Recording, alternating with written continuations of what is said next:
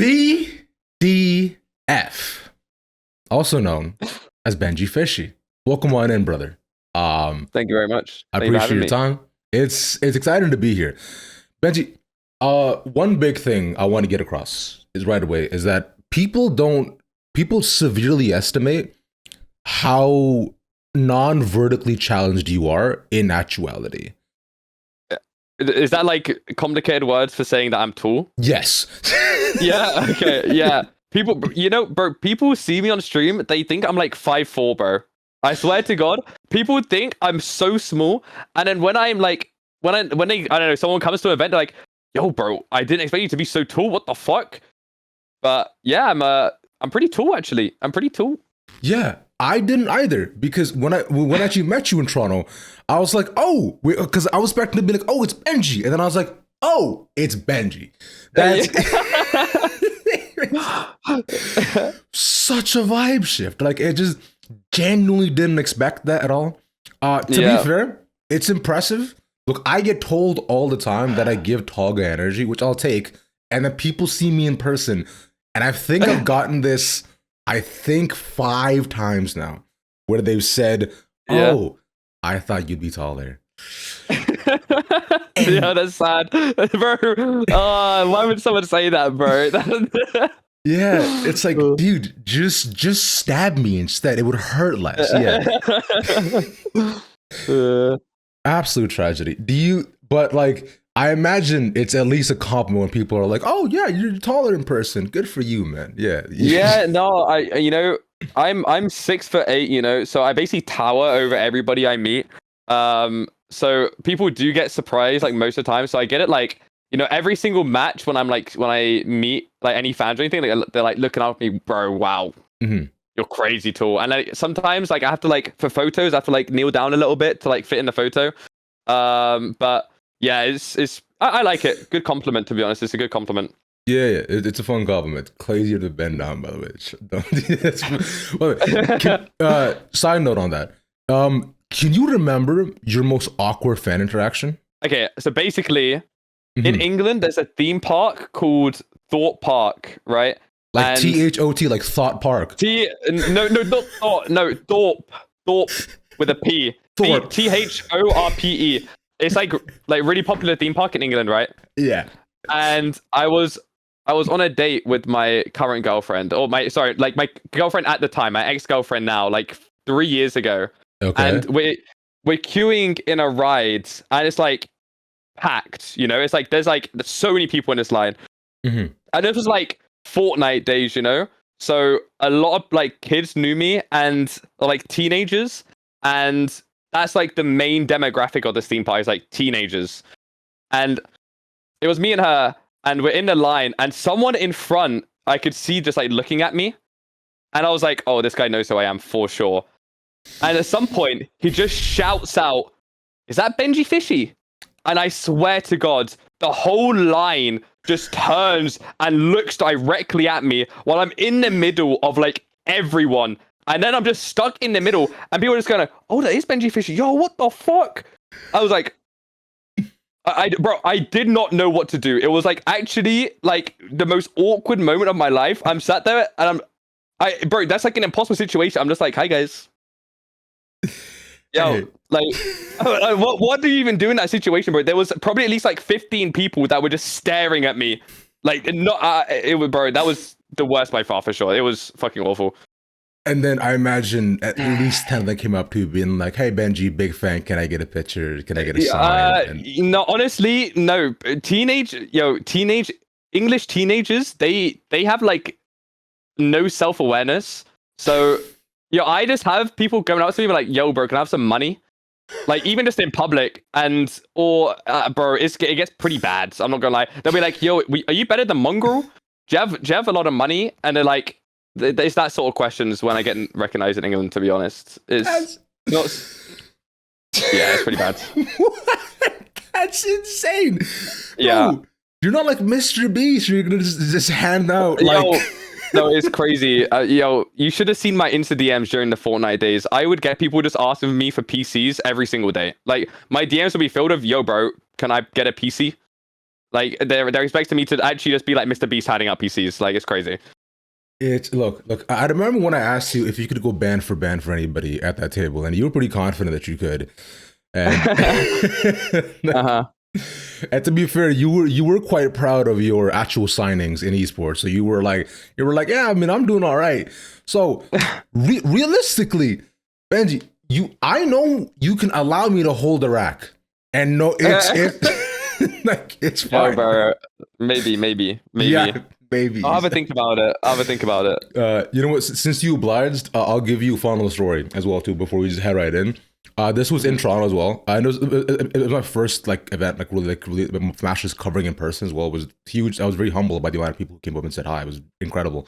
But interesting part, how there's the public bathroom right at the front, right? So I went and used that, which I was like, I'm a random. No one's really gonna say hi or whatever, right? I go into the stall and what is the number one rule in a men's urinal, Benjy? What's the number one rule? It's you gotta if let's say there's 3 urinals, you gotta go opposite each other. That's right. That's number one. And the second rule, of course, being don't talk to nobody. You don't make eye contact. I mean, yeah, that as well. You pretend we're all dead until we step outside the room.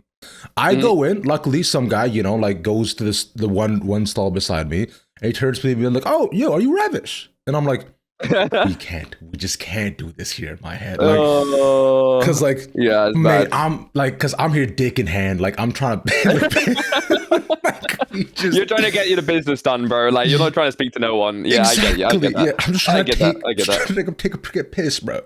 And I'm like, hey man, what's up? How you doing, bro? You're like nice to meet you. He was like, yo, that's crazy, bro. Yeah, that's nice to meet you, man. You're continuing. It was horrible. And then he tries to continue the conversation, and I was like, hold on, please stop. And I go take a piss, bro. I wash my hands and I step outside, and I'm like, okay, I'll meet you here. I step outside and I wait.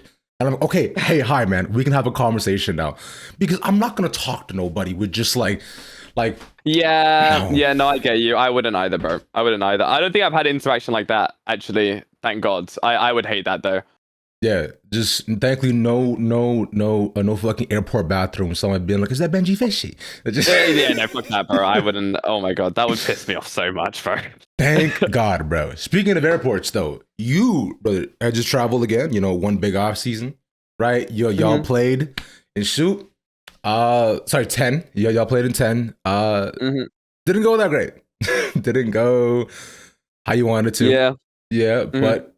Let's just talk to me about it, bro. I watched the vlog, big vibes. Everybody seems to be chill, but everybody seems to also understand that you're playing with that key player. So things weren't exactly meant to go your way, but in my opinion, things went rougher than I thought they would have, I would say. I mean, to be honest, we didn't expect anything. We had just come back from our break, right? We hadn't practiced at all. We had our trials after champs. We picked up comeback, and then we took our break. We didn't really have a break after champs because we just went straight into trials. So we would just go. We had our break after trials, and then we just went straight to the invitational, with no practice. It was more just to speak to comeback, get to know him a bit, and obviously Yearns is at military, so we got Patty instead. And I mean, the thing is, at the top level in Valorant, the best team and the worst team, there isn't as big of a gap, or okay, maybe not the best and worst team.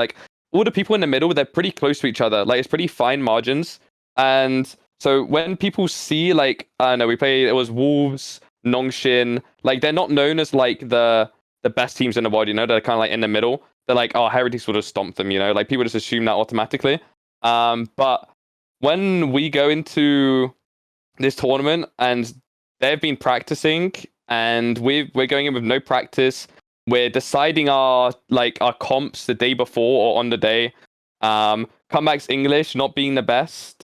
It's it's kind of just we got to hit some shots, And when they've got more prep than us, it's kind of expected, to be honest. I mean, it's at the end of the day, it's off season, right? It doesn't really matter what happens in off season. We've kind of got this reputation at this point where we just do awful in every single off season.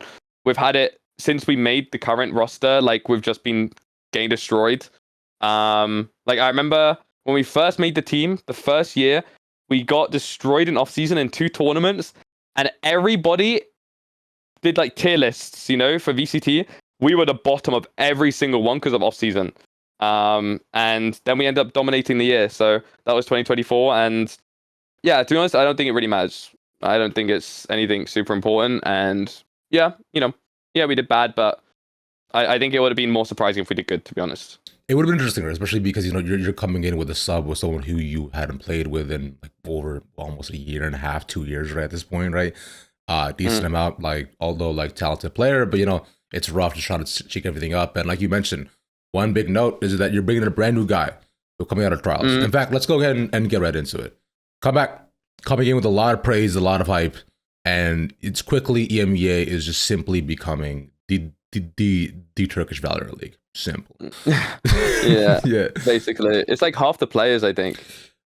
I think so. At this point, there's so many, which is impressive. I'm pretty sure it's literally half. Half of VCT EMEA is Turkish players, which is nuts.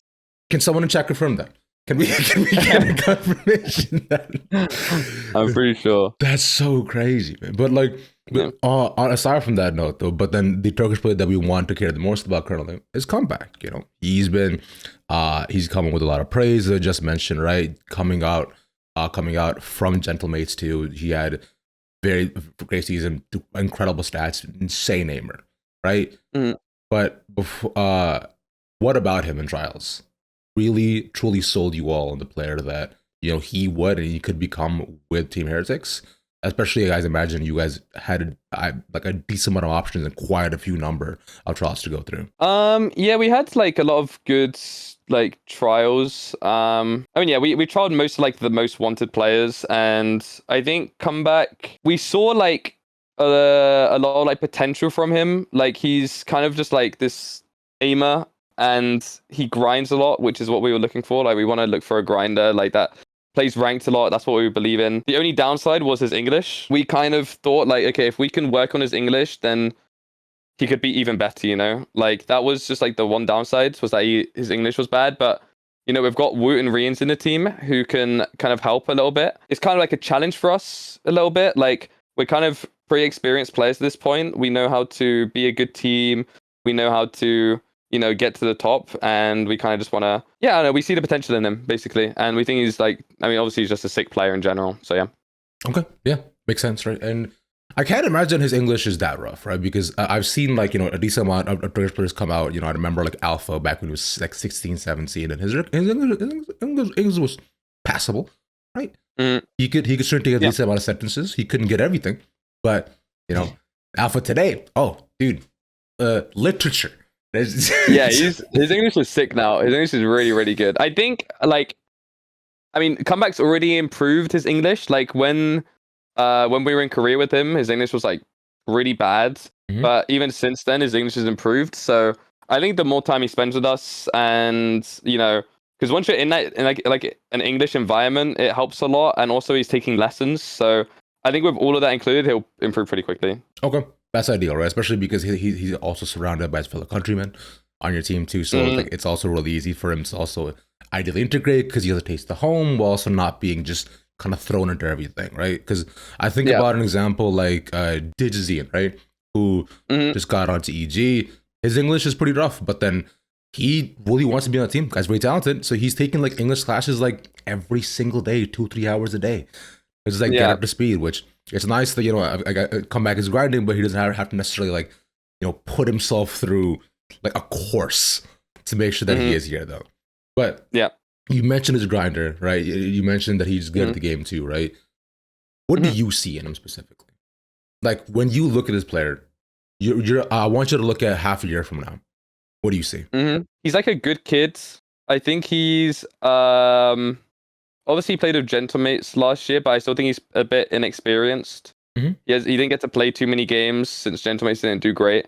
Like an inexperienced, really talented kid, and I think he's open to learning, which I think is like the most important thing.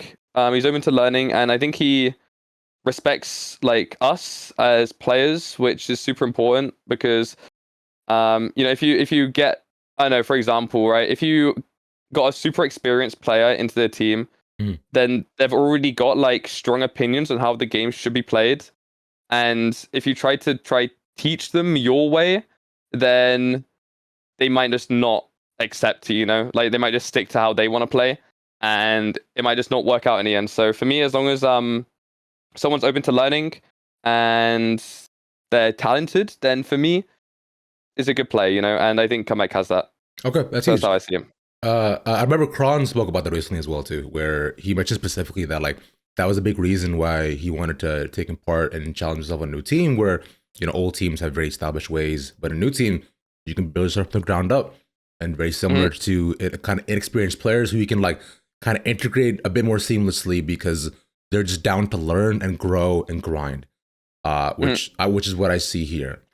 But if you look at things retroactively, right, there's also then the player that he's coming in to take over for, being a fantastic player, being Miniboo, right? Right. Now, although we switch roles up a little bit too, right? I think Miniboo's departure, and like also like I think you also spoke a little bit about the team needing a change.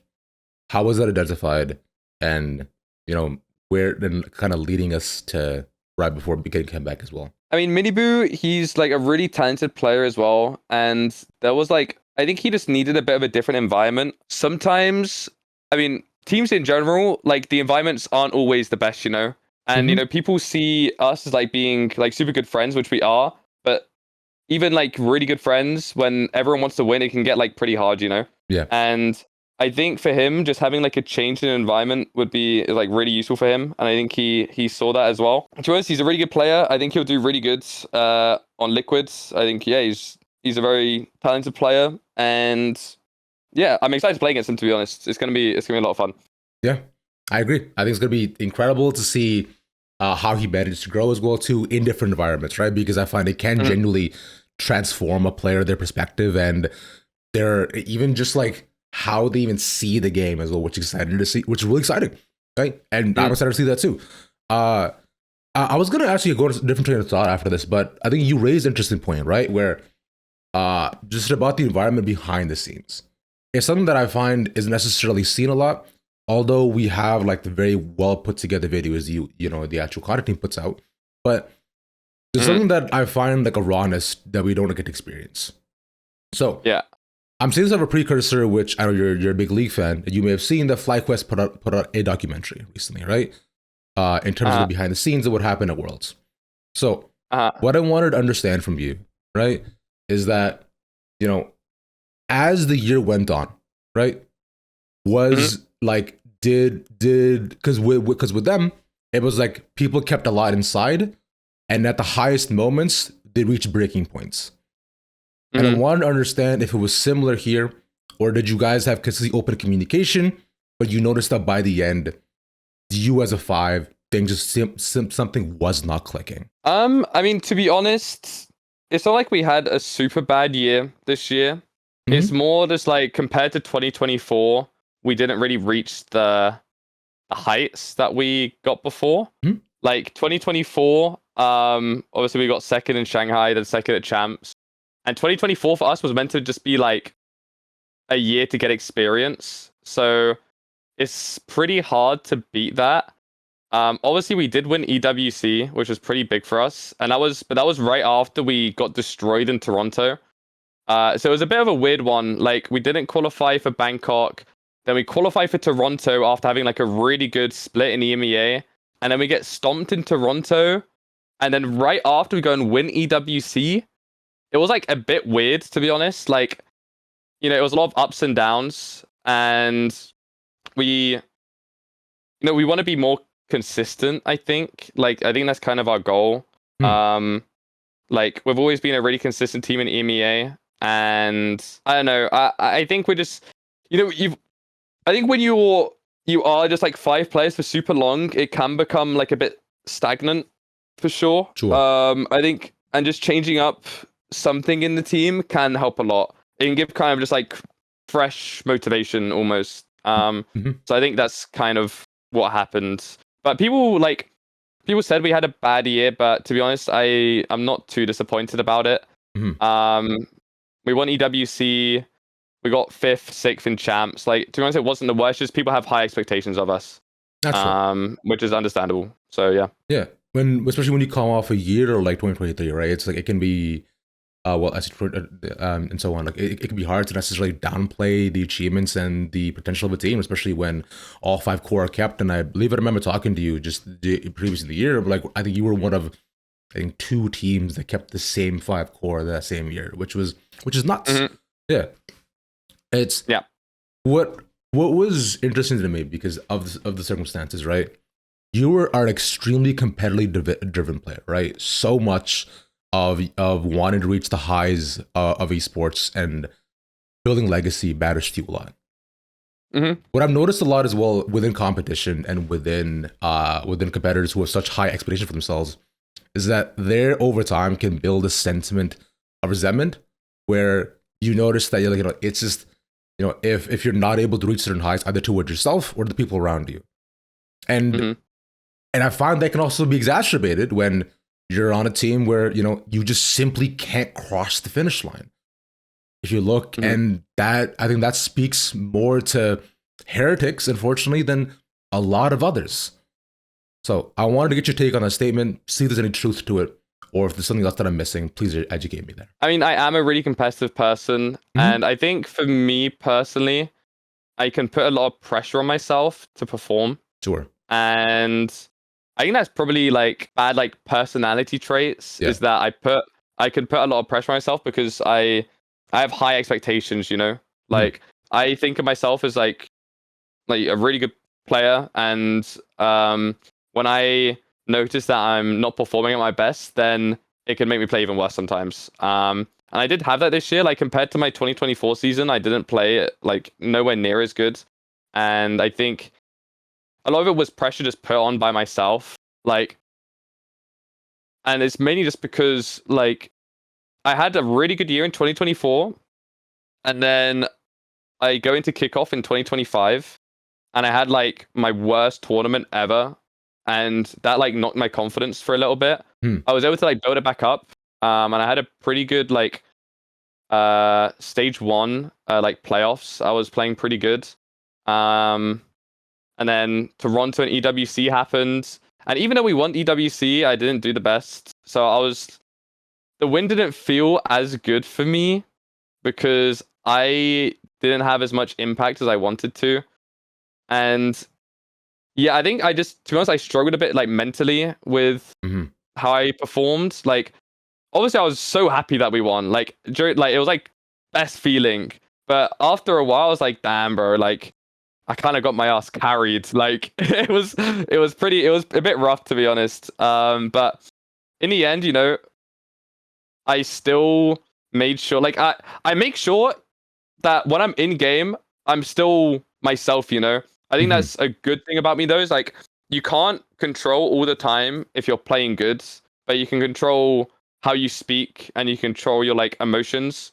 So I always make sure that I control my emotions, and I'm like, I try to speak the same as I normally would, if I'm dropping 30 or if I'm dropping like 3 kills, like I always try to keep the same vibes because I know it's important for our team. That's right. And yeah, I think sometimes I struggle with it, but I'm always getting better, to be honest. Yeah. And I try, that's what I tried to achieve as a player. Do you hold the same expectations for yourself that you do for your teammates around you too? Do you hold them to the same standard that you do yourself? I'd say so, yeah. I mean, obviously everyone's different, right? For me, I want to win really bad. So as long as my teammates also want to win and they're doing everything they can to want to win, even if we're losing, as long as everyone's trying and doing their best, that's all I can really like ask for, Yeah. I can't really force someone to do something that, is not for them or whatever. As long as they're doing their best and, they're not just giving up, then that's all I can ask for. That's fair, right? And I imagine like ups and downs and a lot will happen, a lot within the team, right? But whether it be you or somebody else, right? It's a natural flow competition, right? And like it's tough sometimes as well. Going on to you though, right? It's like one thing which I find, speaking of narratives, is that it's kind of tacked on to you, which is I find a unfair narrative, right? Is the sentiment of inconsistency, right? And I've heard this a lot from a lot of different, either whether it be creators, podcasters, so on and so forth, right? And I want to understand from you. Like, I imagine you've also expressed it at times where like high performance can wander a decent bit, right? How do you see that for yourself? What does that consistently mean to you? And what are you looking at within yourself to make sure that you can reach, incredible levels to, that you are, how you mentioned, not a detriment to your team in a sense? I mean, I think, to be honest, this last year was just like a pretty big like learning experience for me, because in the end I was pretty inconsistent. Like, that is true. Like, it's not like I'm blind, like I can tell I'm not playing as good as last year. But if I like let that get to me, or if I think about that, it's just gonna make me play worse, like in the end, I try to avoid any like online praise or negativity, because, for example, let's say I'm playing really good and I'm just getting like a bunch of praise online. And if I like accept the praise from online, then when I start getting negativity from online, then it's gonna affect me like really badly. So I kind of just, in the end, I just focus way more on my team and what my team wants from me and how my team thinks I'm doing. I don't care about online or what people think. Right. It's kind of like, I only care about myself and my team's opinion of me. That's the only things I care about. I think a mistake I made like this last off season was I didn't play enough like during the off season, and I kind of realized that playing for me is super important to like for my confidence. Like, I've been playing so much ranked this off season just because I was like, I don't want to have the same year that I had this year. Like, I know I can do better and I know how talented I am. It's just when I'm confident, I feel like I'm incredible. It's just when I lose my confidence that things can get hard, and that's just what happened this year. I lost a bit of my confidence sometimes. And yeah, so that's why I'm playing a lot, so I can keep the confidence and, kind of make sure I know in my head that I'm as good as I am, and don't forget it. Okay. You have to remember that you're that guy. Simple as that. Exactly. Yeah, because I remember watching an interview with you and Tom Biz around like 2.5 years ago when you came in, you looking young and spry and having so much better hair than you do today. Just... Okay, bro. Shut up. Okay, look, side note, bro. Look, I know I asked you about it. What are we doing here, man? Like, you look like you have frosted tips, brother. It's like, it's just... You don't fuck with it? You don't like it, bro? No, because it's not 2014. Like, it's... Bro, no, listen, I didn't like ask for this to happen. It just happened because I dyed my hair and it turned into this. Okay. All right. Like, because I went fully blonde for Toronto and it just happened, Yeah. So it's just, it just slowly turned into this. And to be honest, I was thinking about dyeing my hair again, but I don't know. I probably won't. Yeah, I think you just go back to the brown, bro. Just keep it decent, keep it brunette, keep it consistent. Yeah. You think? I know. Maybe. I trust me. As you can tell, I know a lot about hair. At least he has hair, Ravish. Yo, that I wouldn't take that. Okay, that's what I'm saying, bro. Look, bro, I'm not looking at that, but that's not cool. But to be fair, I did used to have a lot of hair. I shaved it off one day. And it just I maintain the narrative that I am a BBC. I'm bald by choice. Okay, bald by choice. I like that. I might have to use that like a bit later on in my life. BBC, bald by choice. Okay, I got it. I'll remember that. Since you asked, though, here, this is what we're locking right now. It's easy buzz cut. You know what? Like, this is just kind of what it stays at. You're looking good. You're looking good, bro. Thanks, man. I went from McDonald's hairline to Magneto, so it's not. It pushed a little bit farther every year. And to be fair, bro, I'm out here, bro. I'm pushing 30, dog. So I'll take what I can get. Yeah. Bro, you retiring soon or what, bro? Jesus, damn. I am, bro. I'm half dead, bro. I'm 1 foot under, rough, brother. That's rough. Yeah. It's like I'm 29 this year. I just turned 29, so it's wow. Congratulations, man. Don't say congratulations. I'm not. Yeah, I'm just trying to be nice, but 29's rough. That's rough. I'm gonna be honest. Jesus. bro. Okay, fine. If you want to talk about rough, I can just bring up some of your stats if you want to go to rough. Like, Yo, okay. What are we talking about? All right, bro. No, all right. I see. We can finish that here, bro. Okay, we can finish it there. Yeah, we can. My bad. Yo, we can go back. Yo, we can go band for band, bro. Fucking, we can go M for M, dog. I'm down. Oh, bro. Jesus Christ. All right, to kind of focus back on what we're talking about as we get sidetracked a little bit, right? Is that look, big thing is that how you've grown though, right? It's like, one thing, although my hair has not grown, but you've grown a lot. So if we rewind a little bit, I was curious a little bit about your actual transfer over into FM. Now it's been put to death on like why you came, what you did, whatever, right? What I wanted to get is that how you've seen the two communities interact with you differently. Because I know the audiences are so different in terms of the actual age, but not so much as the game of Valorant keeps growing. So I imagine the experiences must be not necessarily parallel, but have some crossovers though. So talk to me about that. Okay, first of all, I mean, okay, the community is like very different. I was actually speaking to a friend about this like the other day, which is a bit crazy, but one thing that is a lot different is fans care a lot more about how you do in Valorant. I kind of like, for example, in Fortnite, right? If I was to do bad in a tournament, I would maybe get like a bit of hate for like a day. After that, bro, people don't care. They just don't care, because things with Fortnite, there's just tournaments like every other week. So if you do bad in a tournament, it's like, oh, whatever, like unlucky. But with Valorant, it's a lot more like you've got more diehard fans, which I think is a lot cooler to have, because I mean, there's like pros and cons, because if you do badly, you get more hate. If you do well, you get more love. It's a bit like, for me, I prefer it because I think it's just more cool, like having people more like involved with you and your team. I think that's really cool, and that's what I like about Valorant fans.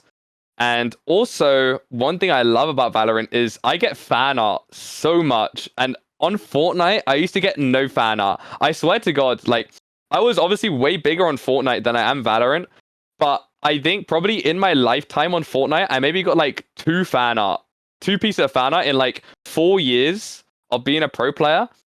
Bro, I get so much on Valorant. It's like, it's the best. I'm gonna be honest. And I get gifts. I get fan art, and for me, that's my favorite part of being a pro player, to be honest. Like, the fans actually make it so cool. And that's why I still want to be a pro player, because, fans, they're really appreciative of what I do. So, yeah. Dude, I agree. It's crazy that firstly, like, I was surprised you didn't even get like any fan art of the pictures of back when you did like just the iconic fucking double thumbs up thing at the World Cup. Maybe that was like, okay, maybe that was something I didn't see, but like in general, I don't remember like getting. There was no gifts I got on Fortnite, at least, that's for sure. Which, by the way, I'm surprised you still haven't changed your Twitter PFP from that, like, from that moment. I actually I mean, no, the thing is, that's just too iconic, bro. I don't think I'll ever change that for the rest of my life. Like, that was like my blow up moment right there. So I can't. I was thinking, because right now it's like I've got a fish hat on, but I was thinking of like changing it to maybe like a Tibbetts hat instead of the fish. Because kind of, so then it's like my Fortnite days and my Valorant kind of mixed together. So I was thinking maybe doing that, but I know as soon as I change it, people are like, yo, what the fuck you doing, bro? Why are you changing it? So I don't know if I'm ready for that. I might just keep it the same.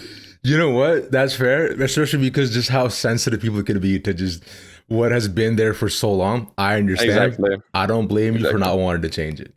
Yeah. That's cool though, right? Because how it's such a wide and interesting spread that you get to experience from communities that you interact with as well on a semi-frequent basis. Which, on that note, I saw you dove back into playing Fortnite again, bro. I think it was like a couple weeks ago, right? You went up, rocked the duo, did your thing. Now I didn't get to watch the full tourney. Were you nice? Do you still have hands, bro? Yo, I do not have it anymore, bro. I'm completely washed. It's kind of crazy. I was playing and I was like, man, I feel like an NPC. I swear to God, because I was playing with my old duo, Mr.Savage, that I played with since I was 14. and I was literally just following him around, bro. Like, I felt so useless, and I would die at like the most bad, like the worst times possible, and I sold the whole tournament, bro. I'm gonna be honest, like I sold that shit. So yeah, if I was to go back to Fortnite, that would take some effort to get good at again, because I sucked like really bad. That's tough, man. Did you get full box 200, Benjy? I think one time I did, yeah. It was a rough tournament for me. Damn. But in my defense, it was on NA servers, so I was on 100 ping. Ooh. So if it was on EU servers, maybe I could have done better. But yeah, I'm really bad on Fortnite now. I'm not gonna lie. Like, maybe I'm better than the average player for sure. Against like the top pros, yo, I just get demolished. Like, people are way too good now, to be honest. Yeah, I mean, like, naturally, because like, I mean, we just seen just how like how Fortnite was like back when things came out, to back when people ended up building, to like how it's progressed to what they can do is incredible because of the complexity of the game, right? It is a very, very hard game, and that's to be fair, because like I've been playing Fortnite since back when Drake and Ninja popped off, right? Oh, that yeah. one night. So like that was my shit, bro. Me and my boys used to play every single night for 5 to 6 hours and not get a single dub. Go to bed sad, just and hop on, be like, yo, same time tomorrow. Yes, sir. Yeah, it was that was the days, bro. That was a good times. It's fun. Do you have any desire to actually stay connected with the side of you, considering how locked in you are? Not really. I mean, I'm not really involved with the Fortnite scene or community anymore. I keep up with like my friends. Like, I still speak to Mr.Savage, like decently often. Sometimes I'll pop into like a Fortnite stream.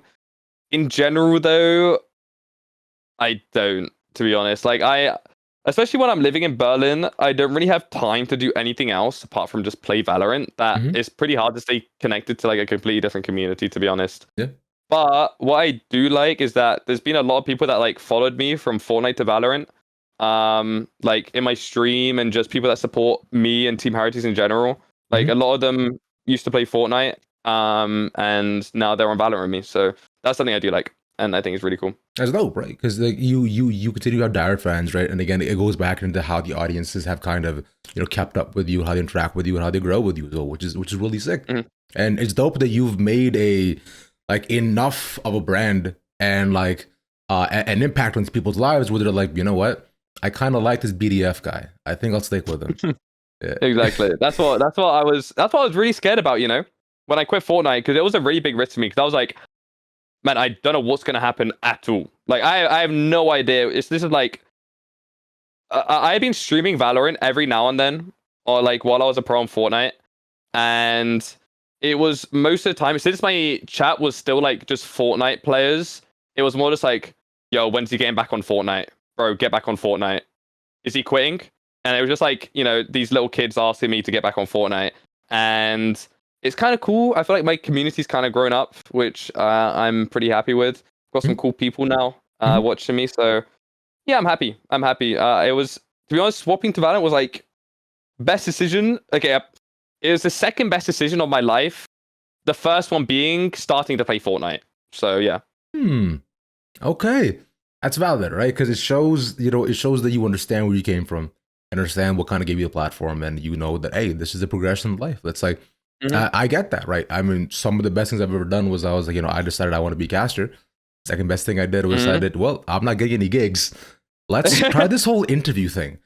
And by chance, we land here today. It's crazy to me because like on a similar note, but a very smaller scale, you know, like I've been around here for about like 5 years or so, right? 5-6 years, and there are people that come up and will ask me sometimes like, yo, have you ever considered casting? And I'm like, oh, bro, you have no idea. I've been here.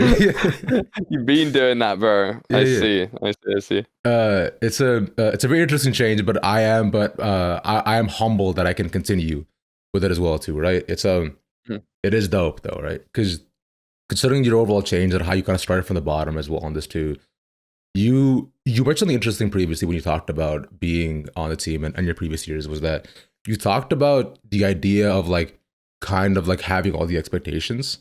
Meanwhile, for so long you were consistently viewed as an underdog. Would you rather stay as an underdog? Does it feel comfortable there, or would you want to have the expectations because people, want you to do well? To be honest, I think it's always better to be an underdog. Like, I think teams can get killed just from having such high expectations of them. And it's happened so often just in sport and esports, that I think at this point it's just known it's better to be an underdog. I feel statistic wise, it's just always better to be an underdog. And I mean, I also prefer being an underdog. I think people not having high expectations of you, I think that is a big reason why we were so good in 2024. We went in, everybody thought that we sucked, but we as a team, we knew how good we were, we knew that we could beat all of these top teams, and we were really hungry to prove it. Whereas all these teams, if I think about Navi, or the FPX roster, it was Artist, Angel, Shao, they've been around for so long, and people know them as such a good team. And I remember it was kickoff 2024, and we had to play against them to qualify for Masters Madrid. And that was kind of the proving point to us, where it was we were just a rookie team, a bunch of rookies versus really experienced roster that, they've won an international, they've been good for so long, and we beat them, we kind of stomped them. Maybe not stomped, but we did really good against them. I think at that point it was kind of just we're at that level, we can beat anyone, and we just had that confidence for the rest of the year. Which is hype, right? Considering especially when you come in with not only weight on your chest, but also expectations on your back, you think, all right, we either got to carry these or crumble them trying. And to be fair, it's hard to do when a lot of eyes on you and every single person expects the most. I remember I came into the next year thinking, all right, Heretics, they got this. Easy. Benjy, ace every other game. We're there, bro. Cypher God.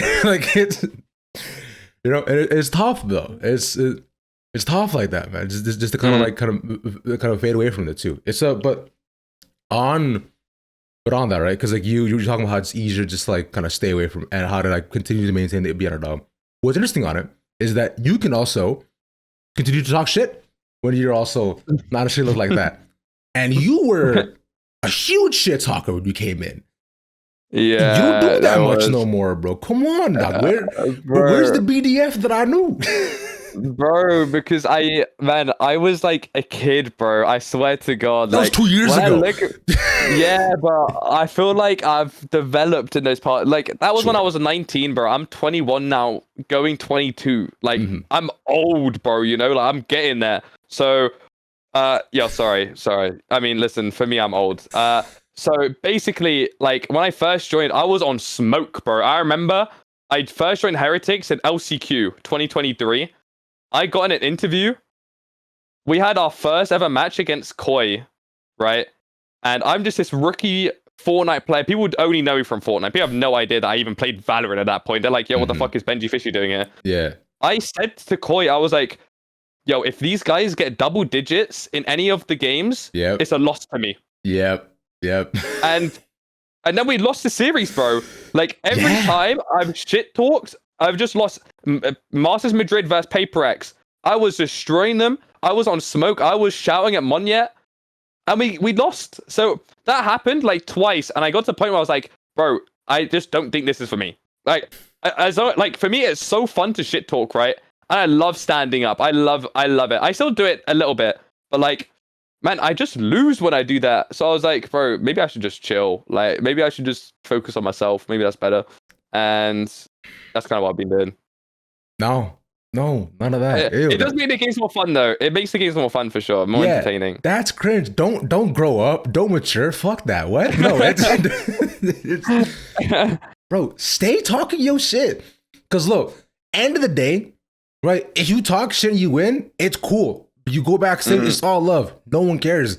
You talk shit, you lose, whatever. Maybe you get a couple extra DMs, but there's a lot of extra DMs, bro. There's a lot. Oh my God. What was it? I think when we lost to MIBR, Jesus Christ, that was bad. If you go on to my, it was Champs. It was Champs. Ooh. Losing to them in Champs, Jesus. If someone's curious, they can go on my my champs Paris Instagram post, and they look in the comments, bro, it's just people shit talking me. It's crazy. I think I had like 100 comments or something on it. Now it's at like 270. I think it's like 170 comments of just shit talk. And my DMs were really bad as well. And also, after we lost the Paper X, after I shit talked them in Madrid, that was also so bad. Oh my god. But I don't really care, to be honest. I'm kind of used to it at this point. So I don't know. Maybe I will listen. If I'm confident in myself and I know I'm playing good, I'm more likely to shit talk. That's just how I am. Sure. You know what? Here, you can also do the Jonah P strat, which is he'll do like the fake shit talk where he's not actually doing it. Yeah. He'll compliment them, right? Yeah, exactly. He'll do that. Yeah. I've seen that. Maybe that is a strat. Yeah. And it's just the same way of getting in their head, because they can't hear you. They just see you talking up and standing, and you're like, yo, Minnie, I think you're beautiful. Like, just it's easy. It's and all Minnie sees is, oh, and you're done. Yeah, that's it. It sounds pretty good. Maybe I'll try it. All right, W. We got that. All right, that's what I want to hear, man. It's just, and on team side again, have you set out clear expectations for you guys as a squad? Like, what would result in failure this year? Let's say if you guys don't do X. There's a clear answer, but I think there's also another one there as well.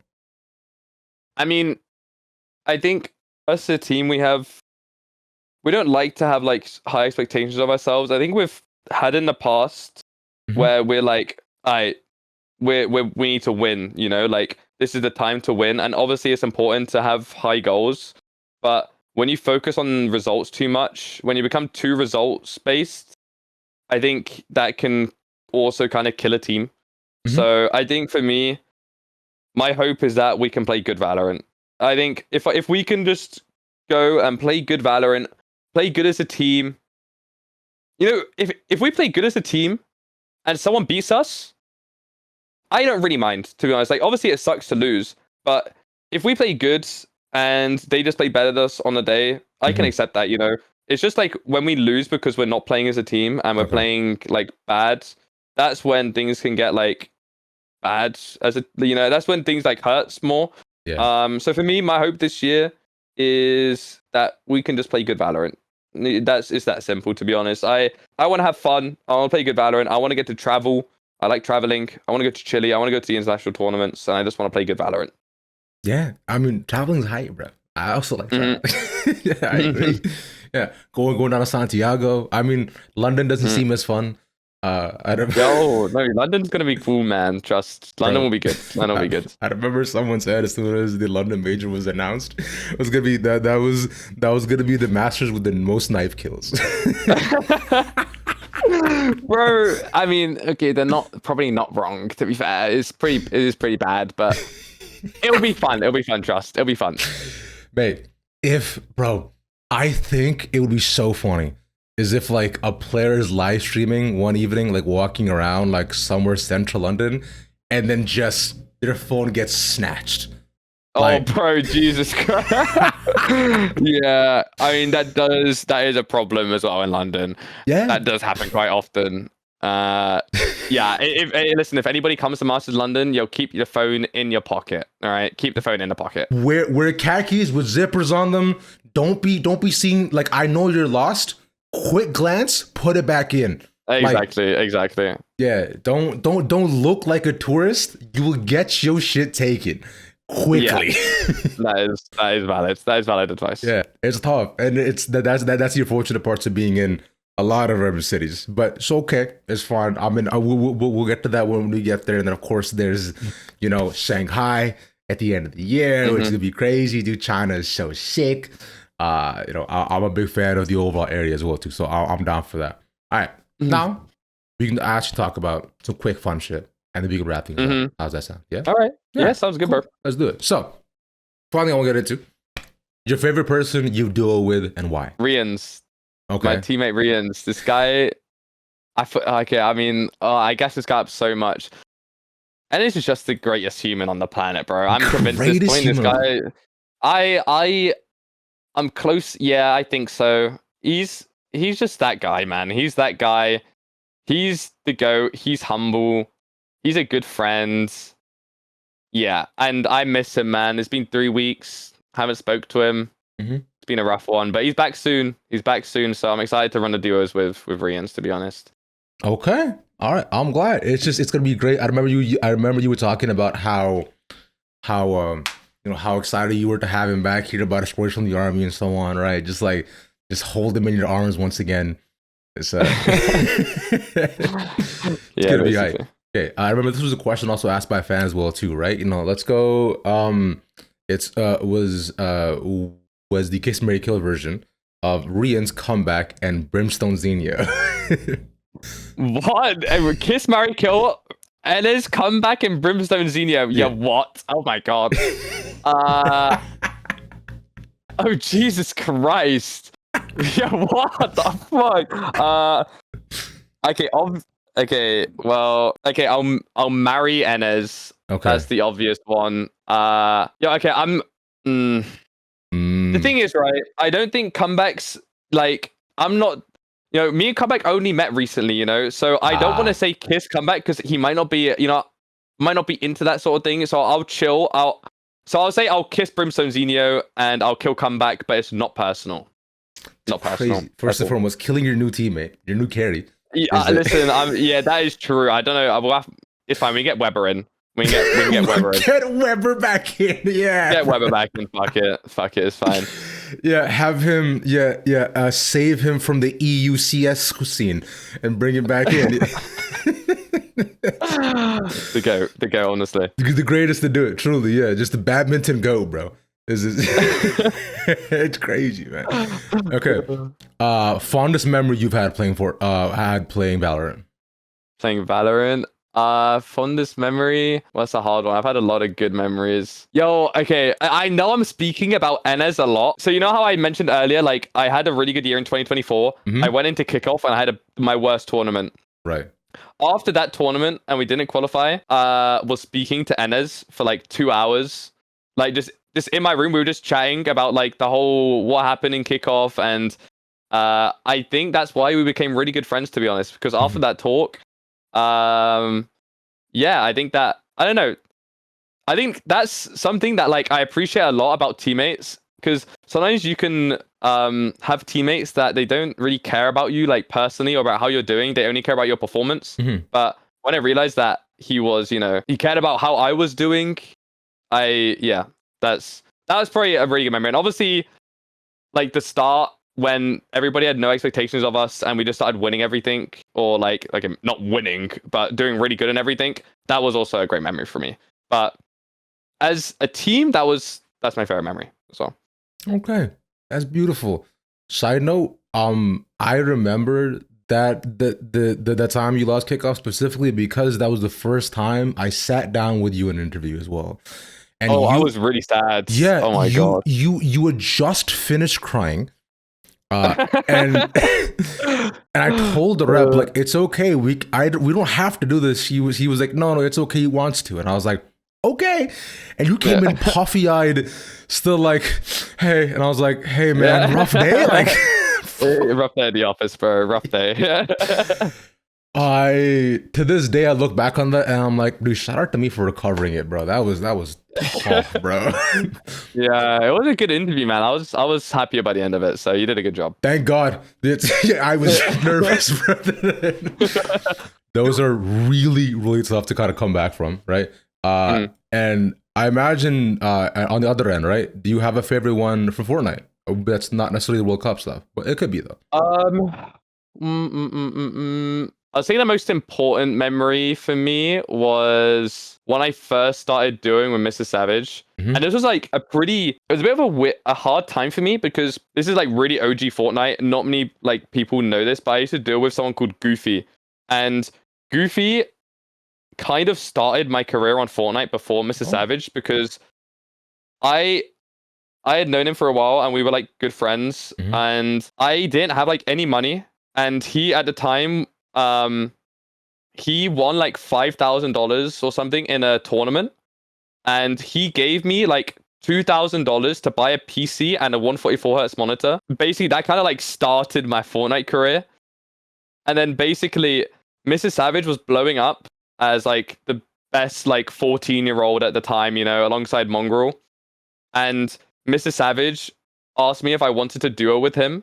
I basically had to turn down Goofy as a duo after he had gone and bought me a PC and a monitor. And that was like one of the hardest decisions of my life. But if I didn't do that, I wouldn't have gotten to where I was. So that was like the craziest, like, and I had to do that when I was 14. I was going through it, bro. I was like so sad. I was like, bro, I'm so sorry, Goofy. Like, he was like, he understood because at the time, that was like an opportunity you couldn't like miss, you know? He was like, Savage was like blowing up, one of the best players at the time, and I had to play with him. Like, it was like no other choice. I couldn't just say no to playing with Savage, you know? And I got off my Fortnite career because of Savage. Exactly. So I paid him back. I paid Goofy back once I made money. So, yeah. Okay. All right. That's what I wanted to hear. Was like, you didn't just like take his money. No. Yo, I'm not that evil. Fuck you, dude. Like, that would be fucked. Oh my god. That would have been insane, dude. I would have looked at you real different, bro.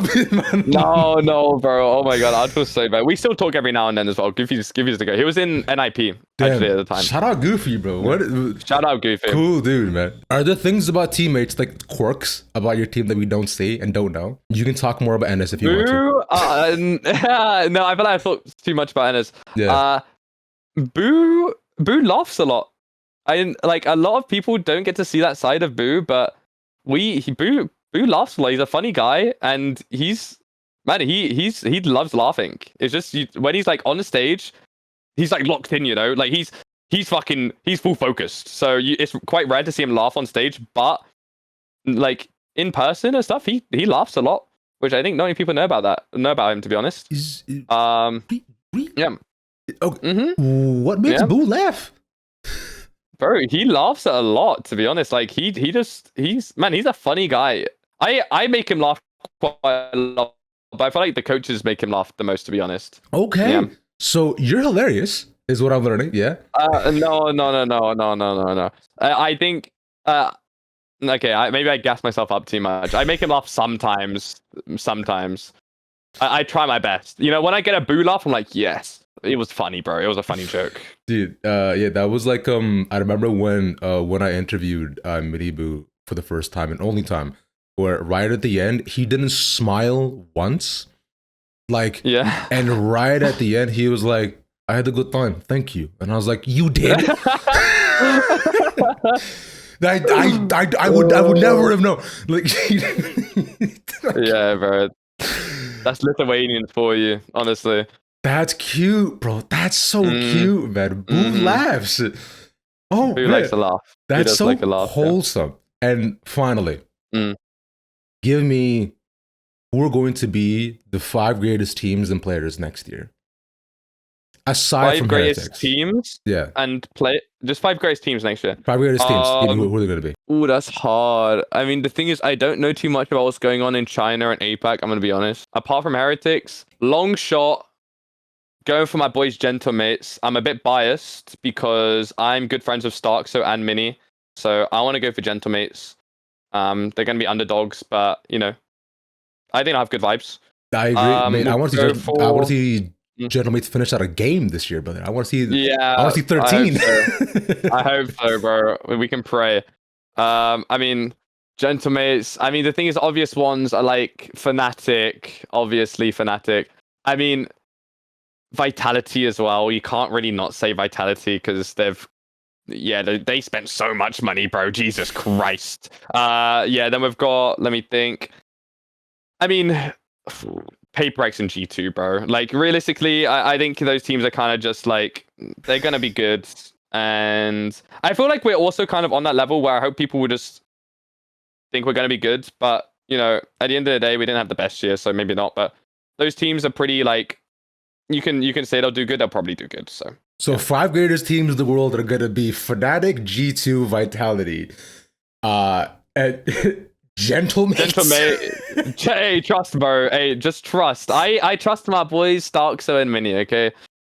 That's all. Okay. All right. No MIBR. Just 0. I mean, the thing is, okay, they do have Aspas and Zekin, to be fair. Like, they should do good in theory, but fuck it, bro. You gotta kind of throw a wild one in there. Okay. All right. You know, I respect it. And final note, Benjy, to everybody out there watching, right? Anything that you want to say to people who stuck with you for years upon end, watch you go from a chubby little boy to the fucking 22-year-old unk in front of you. Shut up. Yeah, no, nah, obviously. I mean, the thing is like when I swapped to Valorant, I was like deep down, I was like really scared. But at the end of the day, I was chasing my passion. I was chasing my dream, and I'm in a happy spot in my life. To be honest, I'm happy. I'm doing well, and that's thanks to the people that support me. So without them, I wouldn't be where I'm at. So yeah, I kind of owe where I'm at to just anyone that supports me. So yeah, shout out to the goats in my stream right now. The best. That's beautiful. I appreciate that, and I love that, and I feel that on every single level. Brother BDF, I appreciate your time. This has been wonderful, insightful, and a lot of fun. I hope you had fun, because I did have fun. Thank you to everybody else out there who, if you didn't have fun, my bad.